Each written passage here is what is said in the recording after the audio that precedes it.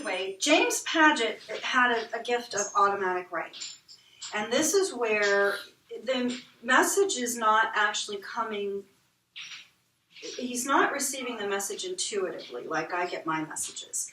Instead, the Spirit, with James Padgett's permission, and I'll tell you who James Padgett was in a minute, but with his permission, the Spirit actually came into him physically and took control of his brain and his hand and literally wrote through him. And then they could say, yes, that message was received as it was intended. Or no, you're losing connectivity. Because it was very, very hard to maintain connectivity, even with this guy. And they'd be like, you need to pray more. You're not there. He had to keep bringing himself up higher and higher so that the higher messages could come through him. And he was only able to get some. They were very frustrated on the other side, desperately trying to get through this guy. And he was like, they're like, you need to pray more, you know. But they did get a lot of messages through him, and they were recorded. So a huge amount of information in these messages, huge amount. But let me tell you a little bit about James Padgett. Who was he? And you can look him up. He's a real person. So in 1914, James Padgett was an assistant, I believe he was assistant district attorney in Washington, D.C. And he was an attorney. And his wife died, and he missed her. This was around the turn of the century when seances were very popular.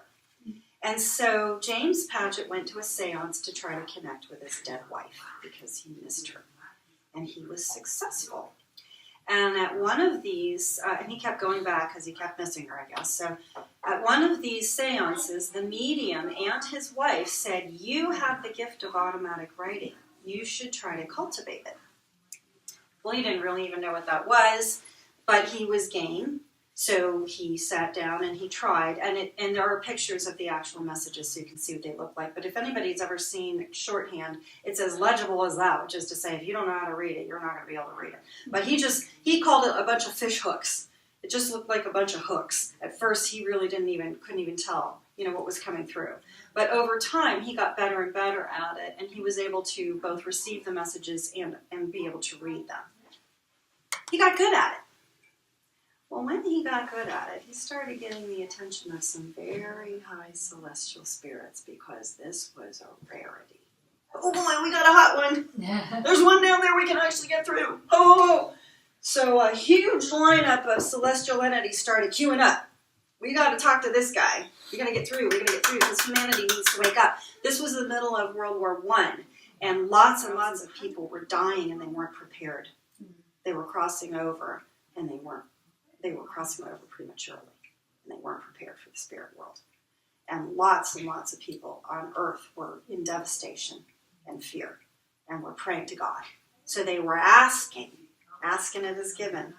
A lot of these spiritual laws that are coming through now are actually real, very true. So people were praying with all their souls, and God was listening, God was hearing.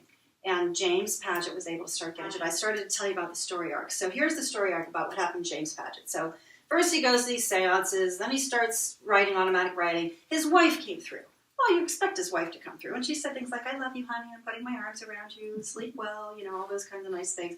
And then his grandmother came through, and his grandmother's way high up. And she started telling him, hey, you need to get your act together because Jesus wants to come down, And he's like, yeah, right. He didn't believe it. Who would?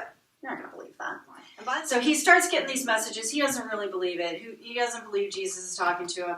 And then suddenly, all the celestial, remember when I came to you and I'm like, oh my God. So all the celestial spirits started coming down, all the apostles and the saints and everybody started coming down. It's really Jesus, he's really Jesus, he's really Jesus, he's really Jesus. You need to believe it, you need to believe it, you need to believe it, you need to believe it. Finally, this guy's like, okay, maybe. And once he started to believe it, his soul level was very elevated. And for a brief time, very high celestial entities were able to come through him and give some really powers. I mean, you got to think, how did this guy even walk around? He was going to court during the day and being an attorney, and nobody in his life knew about this. He didn't sell it. He didn't tell anybody. It was his big secret. He was keeping out a couple of friends that were in on it with him. Nobody else. So he wasn't after fame or fortune or anything else. It's not made up. It's real. And then he'd come home. He'd probably have a little dinner, and he'd take messages till midnight. Or later. I mean, these people were bugging him every day. I don't know how, and for years.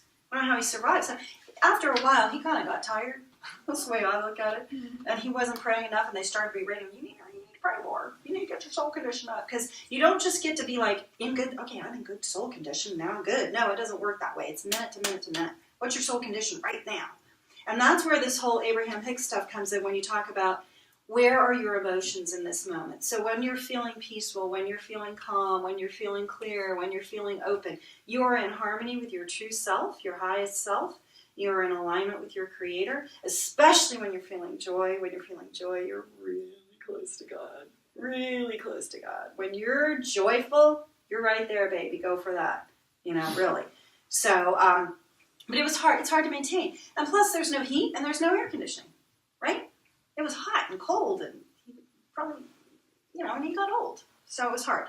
But the thing so he got, there was a heyday where he started getting a lot of messages through and all this awesome stuff, saints and popes and all kinds of people coming through, famous people, Abraham Lincoln, George Washington, people I'd never heard of. I was wikiing everybody. I never heard of this guy. They were all real. I'm like, whoa. And the thing is, their messages sounded like them. Like, that sounds like you. The voices are all different. Nobody could make this stuff up. I'm a writer. You can't make up that many voices. I would research all these people, these big names. He gives everybody's names. Everybody comes through. I am so-and-so. I lived in such and such a place. You Google them, there they are. Bam, that's that person. That's who they are. One person was really good at description. Now it turns out he was a writer. So, that kind of fit. But anyway, so there were some things that came through, and the one thing that finally convinced James Padgett that this wasn't really him, because he really thought, I'm making this stuff up myself. This has got to just be, I'm going crazy. I'm making it all up. It's not real. Was when he heard that there are two paths, the natural love path and the divine love path. What? He had no idea what that was. Nobody had ever told him that. It didn't make any sense to him. He's like, that did not come from me. And that was what finally convinced him. And that was a big thing to me too. I'm like, what are you talking about? Natural love path and divine love? What? What is that? Well, this is where I said your joy is assured, but the family part is not. But anyway, so heyday happened. He gets all these great messages, and then he gets tired, and then it's like, we can talk to you, but we can't give you a celestial truth because you're not, we can talk to you, but so then it just kind of went down, and then eventually he died, basically. So How old was he? He was 69. Well, I don't know if it was young in 1923. I'm sure he was feeling it. At that point, I'm sure he was tired.